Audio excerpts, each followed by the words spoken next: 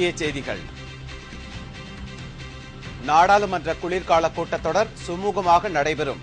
பிரதமர் மன்மோகன் சிங் நம்பிக்கை.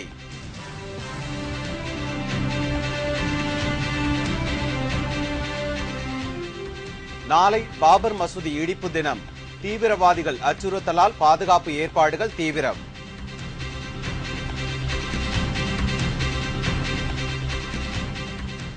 காஷ்மீரில் நடைபெற்ற பேரணியில் வன்முறை. போலீசார் தடியடி, பலர் படுகாயம்.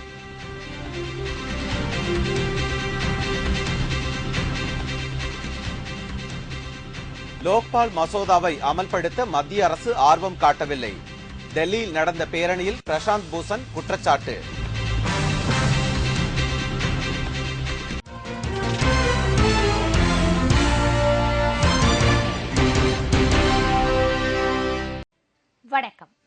வணக்கம். விரிவான செய்திகள். வரும் 7ஆம் தேதி முதல் நடைபெறவுள்ள நாடாளுமன்ற குளிர்கால கூட்டத்தொடர் சுமூகமாக நடைபெறும் என்று பிரதமர் மன்மோகன் சிங் நம்பிக்கை தெரிவித்துள்ளார். நாடாளுமன்ற குளிர்கால கூட்டத்தொடர் கடந்த மாதம் 22ஆம் தேதி தொடங்கியது. இந்த கூட்டத்தொடரில் ஸ்பெக்ட்ரம் ஊழல், அதிகரித்து வரும் விலைவாசி உயர்வு, வெளிநாடுகளில் பதுக்கப்பட்டுள்ள கருப்பு பணம் ஆகியவை குறித்து விவாதிக்க எதிர்க்கட்சிகள் வலியுறுத்தி அமளியில் ஈடுபட்டதால் நாடாளுமன்றம் தொடர்ந்து ஒத்திவைக்கப்பட்டது.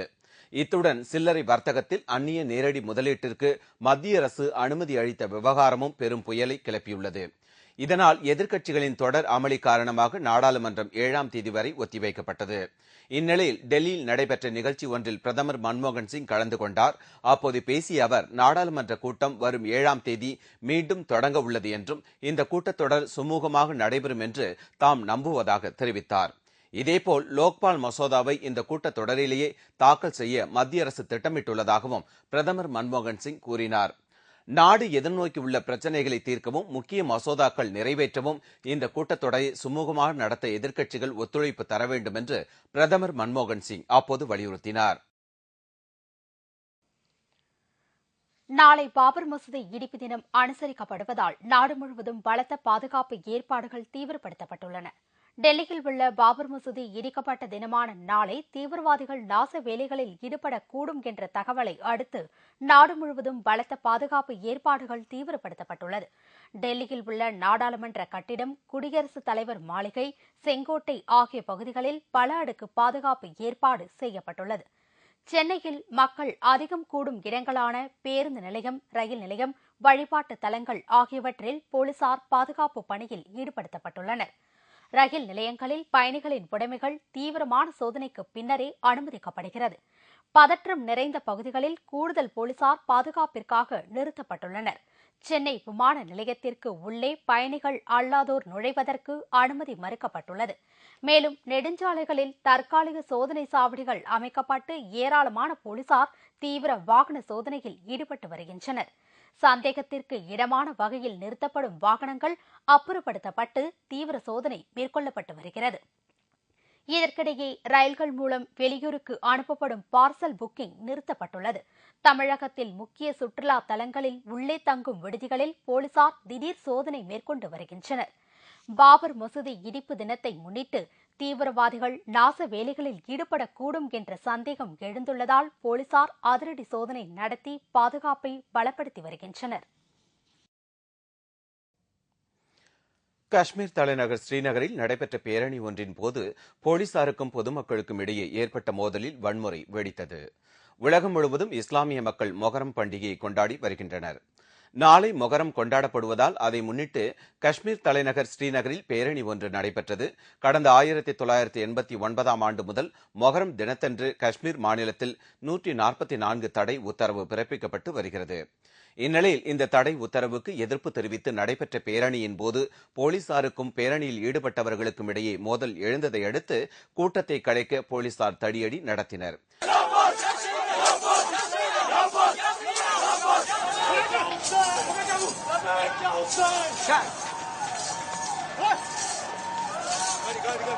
இதனால் இரு தரப்பினருக்கும் ஏற்பட்ட மோதல் வன்முறையாக வெடித்தது.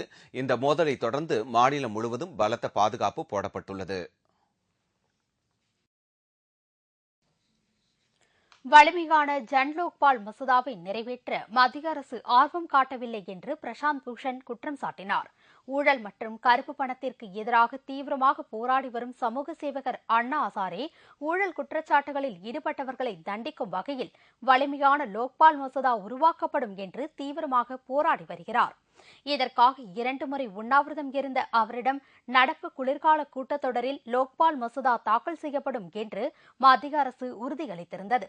இந்நிலையில் பல்வேறு பிரச்சினை காரணமாக நாடாளுமன்றம் முடங்கியுள்ள நிலையில் ஜன் லோக்பால் மசோதாவிற்கு ஆதரவு திரட்டும் முயற்சியாக அண்ணா ஹசாரேவின் ஆதரவாளர்கள் டெல்லியில் பிரம்மாண்ட பேரணி ஒன்றை நடத்தினர். டெல்லி ராஜ்காட்டில் தொடங்கிய இந்த பேரணி துக்லகாபாத் மைதானத்தில் முடிந்தது. இந்த பேரணியை தொடங்கி வைத்து பேசிய பிரபல வழக்கறிஞர் பிரசாந்த் பூஷன், வலிமையான லோக்பால் மசோதாவை அமல்படுத்துவதில் மத்திய அரசு ஆர்வம் காட்ட மறுத்து வருவதாக குற்றம் சாட்டினார். மேலும் தேர்ந்தெடுக்கப்பட்ட நாடாளுமன்றம் மற்றும் சட்டமன்ற உறுப்பினர்கள் தங்கள் அதிகாரத்தை தவறுதலாக பயன்படுத்தினால் கண்டிப்பாக தண்டிக்கப்பட வேண்டும் என்றும் அப்போது குறிப்பிட்டார். ऐसी व्यवस्था हमको नहीं चाहिए कि 5 साल में एक बार जो चुन कर आ जाए वो सोचने लगे कि वो इस देश का राजा बन गया है और बड़ी बड़ी कंपनियों से घूस लेकर और जनता के हितों के खिलाफ, जनता की मांग के खिलाफ नीतियां बनाए और कानून बनाए. இதற்கிடையே வலிமையான லோக்பால் மசோதாவை நடப்பு கூட்டத்தொடரில் அமல்படுத்தப்படாவிட்டால் வரும் 27ஆம் தேதி முதல் மீண்டும் காலவரையற்ற உண்ணாவிரத போராட்டத்தில் ஈடுபடப் போவதாக அண்ணா ஹசாரே தெரிவித்துள்ளார். அவரது அறிவிப்பு மத்திய அரசுக்கு மேலும் சிக்கலை ஏற்படுத்தும் என்று தெரிய வந்துள்ளதால் இந்த விவகாரம் மீண்டும் சூடுபிடிக்க தொடங்கியுள்ளது. மாவோயிஸ்ட் மூத்த தலைவர் கிஷன்ஜி கொல்லப்பட்டதற்கு கண்டனம் தெரிவித்து மாவோயிஸ்ட் தீவிரவாதிகள் ஜார்க்கண்ட் மாநிலத்தில் ரயில் தண்டவாளங்களை குண்டு வைத்து தகர்த்தனர். அண்மையில் மாவோயிஸ்டுகளின் மூத்த தலைவரான கிஷன்ஜி மத்திய ரிசர்வ் போலீஸ் படையுடன் நடந்த துப்பாக்கிச் சண்டையில் சுட்டுக் கொல்லப்பட்டார். இதற்கு எதிர்ப்பு தெரிவித்து மாவோயிஸ்டுகள் அழைப்பு விடுத்துள்ள 48 மணி நேர பந்த் காரணமாக ஜார்க்கண்ட், பீகார் மற்றும் மேற்கு வங்க மாநிலங்களில் மக்களின் இயல்பு வாழ்க்கை கடுமையாக பாதிக்கப்பட்டது. மாவோயிஸ்டுகளின் தாக்குதலுக்கு பயந்து கடைகள் அடைக்கப்பட்டதோடு பொதுமக்களின் நடமாட்டமும் வெகுவாக குறைந்துள்ளது. பல இடங்களில் பேருந்து மற்றும் ரயில் நிலையங்கள் வெறிச்சோடி காணப்பட்டன. இதற்கிடையே முழு அடைப்பு போராட்டம் அறிவித்துள்ள மாவோயிஸ்ட் தீவிரவாதிகள் ஜார்க்கண்ட் மாநில கிழக்கு பகுதியான லத்தேகார் பகுதியில் ரயில் தண்டவாளங்களை குண்டு வைத்து தகர்த்தனர். மிகவும் சக்தி வாய்ந்த இந்த 2 வெடிகுண்டுகள் வெடித்ததில் தண்டவாளங்கள் பெரும் சேதமடைந்தது. நேற்று முன்தினம் லத்தேகார் மாநிலத்தில் மாவோயிஸ்டுகள் நடத்திய தாக்குதலில் பாதுகாப்பு படையைச் சேர்ந்த 8 வீரர்கள் மற்றும் 3 பொதுமக்கள் உட்பட பலர் உயிரிழந்துள்ளனர். अभी आप देख रहे हैं जो पटरी उड़ाई गई है ये पॉइंट जोन में है और इससे अप डायरेक्शन की 2 लाइनें हमारी बाधित हो गई हैं. डाउन मेन की एक लाइन को भी कुछ क्षति हुई है जिसको कि हम लोग कोशिश कर रहे हैं कि जल्दी चालू करें और उसके तुरंत बाद ஜார்க்கண்டின் அண்டை மாநிலங்களில் கடையடைப்பு காரணமாக போக்குவரத்து அடியோடு நிறுத்தப்பட்டது. இதற்கிடையே பீகார் மாநிலத்தில் மாவோயிஸ்டுகள் நடத்திய தாக்குதலில் செல்போன் கோபுரம் குண்டு வைத்து தகர்க்கப்பட்டது. இந்த கன்னிவெடி தாக்குதலில் இதுவரை 11 பேர் உயிரிழந்ததாக தெரிகிறது. நீலகிரி மாவட்டம் கொடநாடு எஸ்டேட்டில் ஜெயலலிதா பங்குதாரர் என்று சட்டத்துறை அமைச்சர் பரஞ்சோதி அறிவித்துள்ளார். கொடநாடு எஸ்டேட்டில் ஜெயலலிதா முன்பு தங்கியிருந்ததை அடுத்து அந்த எஸ்டேட்டில் திமுக ஆட்சியில் சோதனையிடப்பட்டது. அப்போது அறிக்கை வெளியிட்ட ஜெயலலிதா தனக்கு வேண்டியவரின் எஸ்டேட்டில் தங்கியிருந்ததாகவும் இதற்காக அந்த எஸ்டேட்டில் திமுக அரசு சோதனை நடத்தியதாகவும் கூறியிருந்தார். இந்நிலையில் இந்து சமய அறநிலையத்துறை மற்றும் சட்டத்துறை அமைச்சர் பரஞ்சோதி நேற்று வெளியிட்டுள்ள அறிக்கையில் கொடநாடு எஸ்டேட்டில் ஜெயலலிதா பங்குதாரர் என்பதால் அந்த எஸ்டேட்டில் உள்ள சாலை பொது சாலை என்று அவதூறு பிரச்சாரம் செய்யப்பட்டதாக தெரிவித்துள்ளார். திமுக அரசு அந்த எஸ்டேட் நிலத்தை அபகரிக்க நினைத்தது என்று பரஞ்சோதி கூறியுள்ளார். தன் மீதுள்ள நில அபகரிப்பு குற்றச்சாட்டுகளில் இருந்து மக்களின் கவனத்தை திசை திருப்ப மு.க. ஸ்டாலின் பொய்யான குற்றச்சாட்டுகளை கூறியிருப்பதாகவும் அவர் மீது சட்டப்பூர்வ நடவடிக்கை எடுக்கப்படும் என்றும் தெரிவித்துள்ளார்.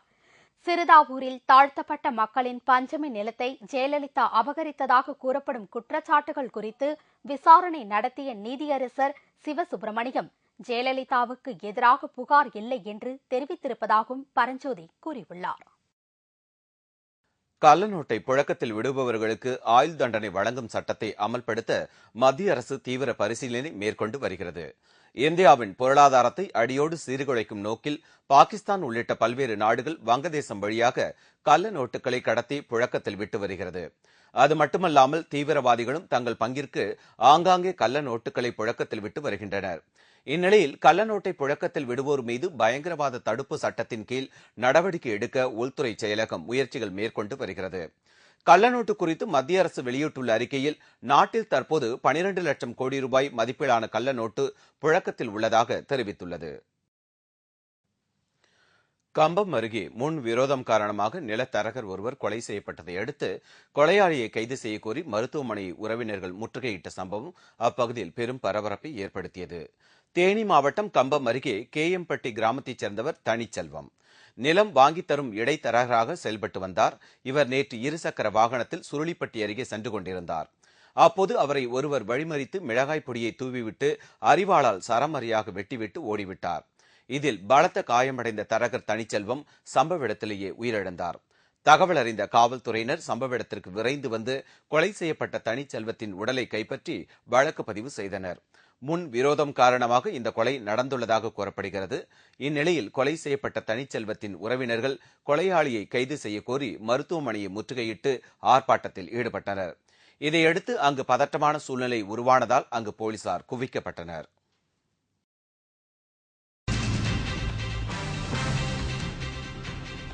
இலங்கை சிறையில் அடைக்கப்பட்டுள்ள தமிழக மீனவர்கள் விடுதலை செய்ய கோரி ராமேஸ்வரம் மீனவர்கள் 5வது நாளாக வேலைநிறுத்த போராட்டம்.